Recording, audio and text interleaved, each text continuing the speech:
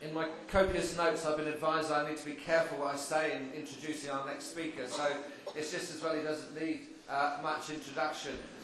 George and I think have come to a shared view of the Egyptian authorities. They blocked me from getting into Gaza. George was cheered into Gaza and deported by the Egyptian authorities. It gives me great pleasure to welcome George Galloway to speak.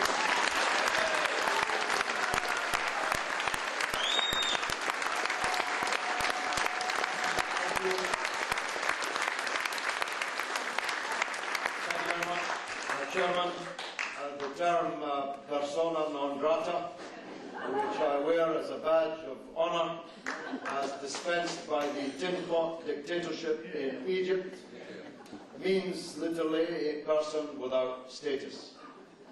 But I know from the thousands, literally thousands, for all of my inboxes, collapsed under the weight, in the wake of the awarding of this medal by President Mubarak, that the person who is without status in Egypt is him and the rotten dictatorship that he has.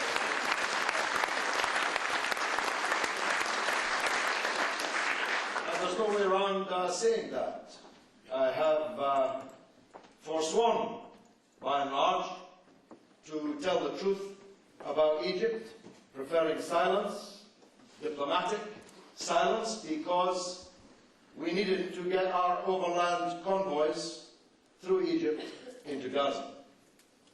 These convoys have now all been banned. I needed to be diplomatic about my relations with Egypt so that I could enter Egypt. I am not to be allowed to enter Egypt again, at least as long as this dictatorship is in power, which, pray God, will not be for very much longer. But there is now no reason for me to do other than place the responsibility that rightly belongs on the dictatorship in Egypt of the suffering of the people of Gaza. Because we can talk all night about the Israeli siege on Gaza, but there would be no siege on Gaza if the Arab country of Egypt would open the gate to the other Arab country of Palestine. And that's a devastating, undeniable fact.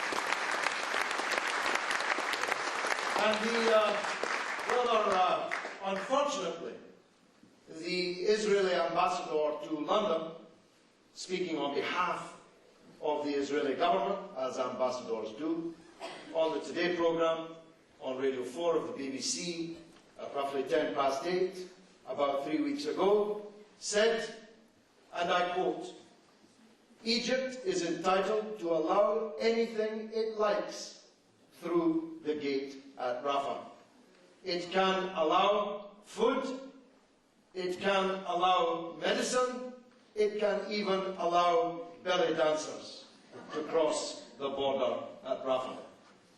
Well, there's not much call for belly dancers in Gaza.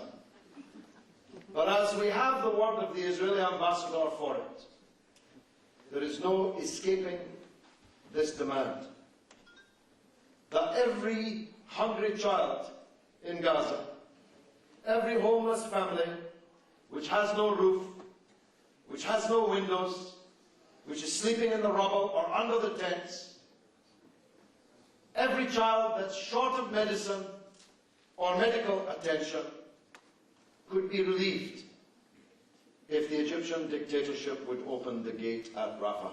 So no meeting such as this can avoid raising that demand. Someone asked earlier if we should have sanctions against Egypt.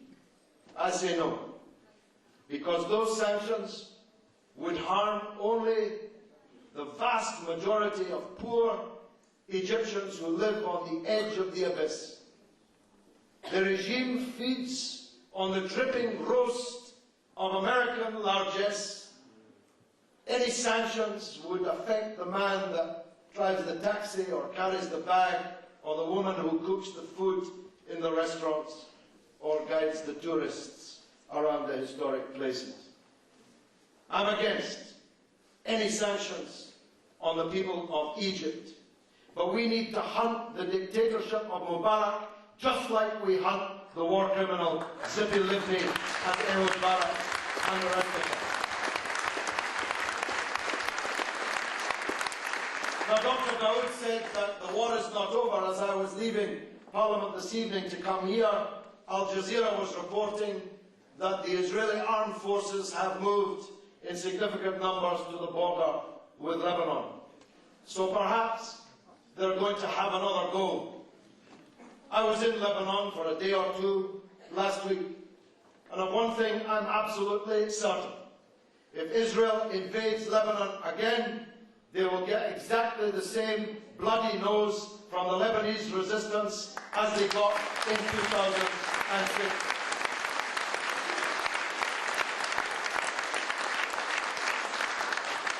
When I was in Gaza 10 days ago or so now, it was reported in the Turkish media that Israel was planning to reoccupy Gaza. Well, let me advise them against it.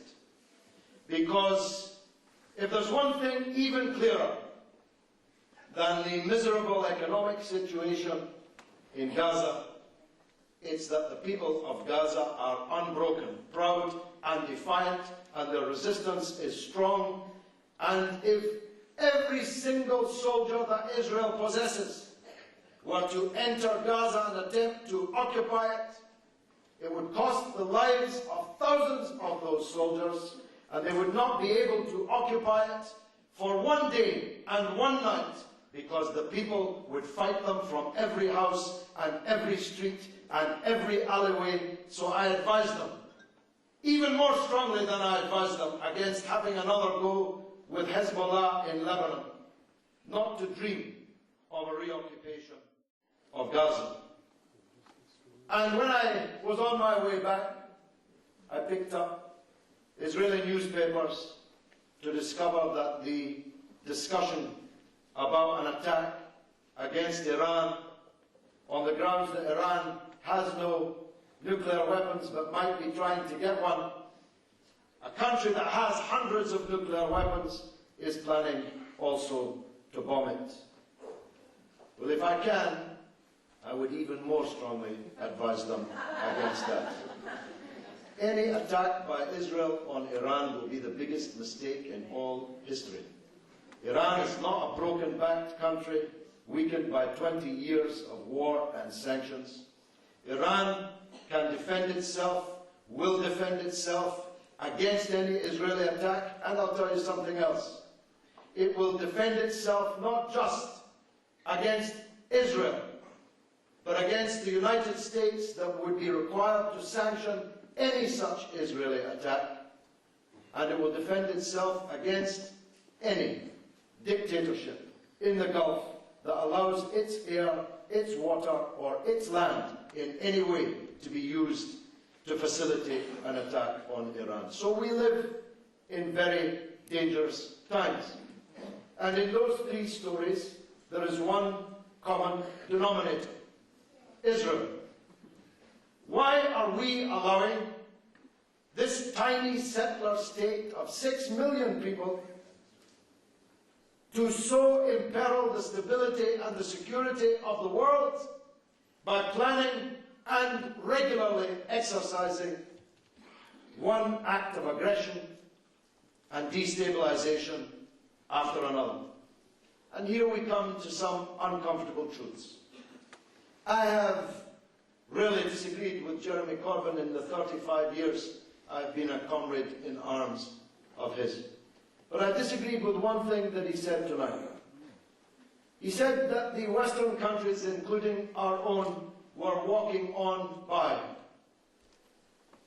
whilst Israel was committing these crimes against the Palestinian people, against the Lebanese, and threatening to do so against the people of Iran. This is not true. Our country is not walking on by. It's not turning its face away. Our country is a co-conspirator and accomplice in all of these crimes. In all of these crimes.